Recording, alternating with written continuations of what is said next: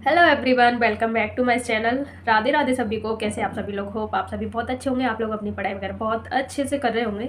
तो भाई अब मैंने भी यूपीएसआई की प्रिपरेशन स्टार्ट कर दी है और मतलब जो वीडियो वगैरह बनाती हूँ उससे ये भी रहता है कि हाँ भाई पढ़ना भी है प्लस वीडियो भी बनानी है, तो मोटिवेशन मिलता है बहुत ज़्यादा।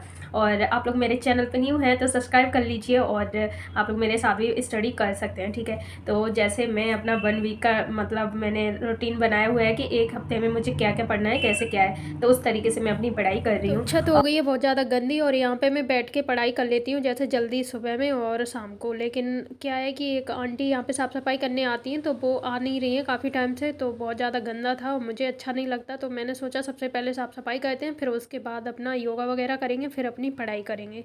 तो ये मैं फ्री हो गई हूँ सारे काम करके। तो योग तो सभी को करना चाहिए, ज़रूरी नहीं है कि कोई योग टीचर बने या योग इंस्ट्रक्टर बने तभी करें, ऐसा नहीं है। सच में इससे बहुत ज़्यादा बेनिफिट होता है, क्योंकि मैं अपने से बता रही हूँ।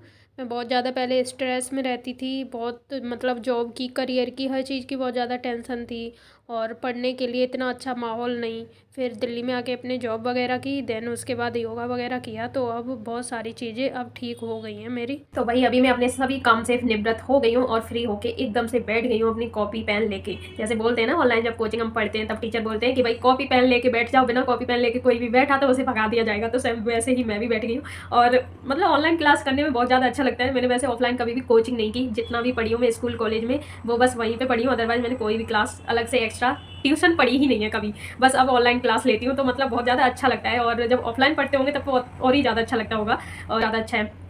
मैं योगा भी करती हूँ प्लस मतलब मेरे रूम में बहुत अच्छा मंदिर भी है, पूजा वगैरह करती हूँ और बहुत ज़्यादा साफ़ सफाई रखती हूँ। तो आप लोग जहाँ भी बैठ के पढ़ रहे हो भाई वो आपका स्थान एक तरीके से समझो कि मंदिर है। जहाँ भी रह रहे हो तो वहाँ पे साफ़ सफाई रखो, अपने आसपास का जो इन्वायरमेंट है उसको एकदम शांत रखो, क्लीन रखो और वहाँ बैठ के पढ़ो, आपको फिर दिक्कत ही नहीं होगी। बहुत सारी चीज़ें होती हैं। देखो गाँव में क्या है कि शोर होता है, मैं घर पर रहती हूँ तो मुझे पता है। अब तो हमारे घर पर इतना ज़्यादा कोई है ही नहीं, बच्चे हैं नहीं, तो मतलब कहाँ से शोर करेंगे। लेकिन फिर भी बाहर का साउंड इतना ज़्यादा होता है तो दिक्कत होती है पढ़ने में, कभी कोई आ गया कभी कुछ। अब यहाँ क्या है, कोई भी आने वाला नहीं है, आराम से अपनी पढ़ाई कर लो, देन अपना काम कर लो। तो मैं यहाँ पे अपने काम के साथ साथ भी पढ़ाई करती हूँ, ऐसा नहीं है। मैंने बहुत किया है, खाना बनाते टाइम भी बुक से या फिर फ़ोन पे कोई भी वीडियो चला लेती हूँ जैसे करंट अफेयर वगैरह, और फिर ऐसे मैं अपनी पढ़ाई करती हूँ। तो जैसे उत्कर्ष क्लासेज है वो सुबह में जैसे जल्दी उठ जाऊँगी तो झाड़ू वाड़ू लगा रही होती हूँ और बर्तन वर्तन धुल रही होती हूँ, तब तक मैं करंट अफेयर की क्लास कर लेती हूँ। तो ऐसे बहुत सारी चीज़ें मेरी हो जाती हैं कवर।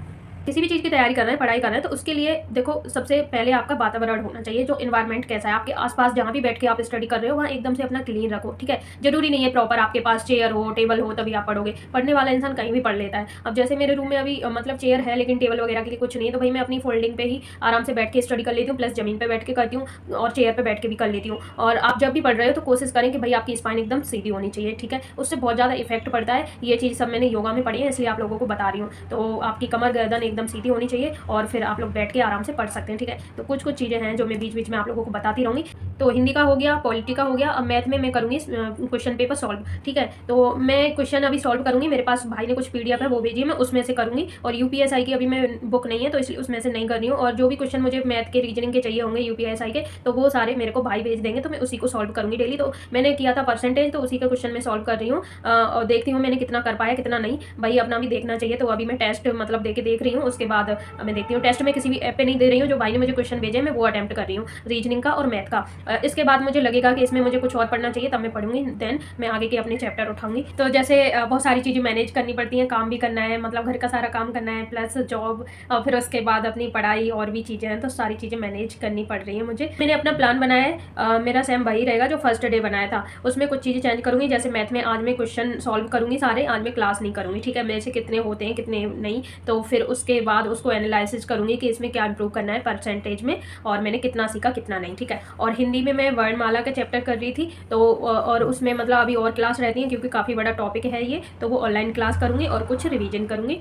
रीजनिंग में डिसीजन मेकिंग कर रही थी, उसमें भी आज क्वेश्चन सॉल्व करूँगी। तो मेरे से कितने होते हैं कितने नहीं, बहुत सारी चीज़ें आप लोगों को नेक्स्ट वीडियो में मैं बता दूँगी, ठीक है। कितना इंप्रूवमेंट हुआ है मेरा रीजनिंग मैथ में, तो अभी मतलब मैंने स्टार्ट ही किया है, 2-3 दिन ही हुए हैं, तो मैं ज़्यादा प्रेशर नहीं दे रही हूँ अपने आप को, क्योंकि भाई एकदम से ऐसे होता है ना कि जुनून होता है, तो एकदम से तो अच्छी पढ़ाई होती है, फिर उसके बाद सब बिल्कुल डिमोटिवेट हो जाते हैं, वो नहीं करना है मुझे। तो दोस्तों आज मैंने क्या किया कि जैसे प्रीवियस ईयर क्वेश्चन पेपर है ना, उनको देखा, सन 2017 का, 19 का, मैथ के रीजनिंग के क्वेश्चन देखे किस टाइप के आए हैं, उन पर एनालिसिस किया, क्योंकि भाई ने बोला था कि आपने ग्रुप डी का एनटीपीसी का भी फॉर्म फिल किया है, तो एक बार चेक कर लो कैसे उसमें क्वेश्चन है, ठीक है। अब क्वेश्चन कैसे आते हैं कि देखो मैथ रीजनिंग के तो सेम ही आते हैं, बट क्या होता है कि क्वेश्चन का लेवल अप डाउन हो जाता है। जैसे भाई यूपीएसआई में तो कॉम्पिटिशन ज़्यादा है, तो उसमें हाई हो गया।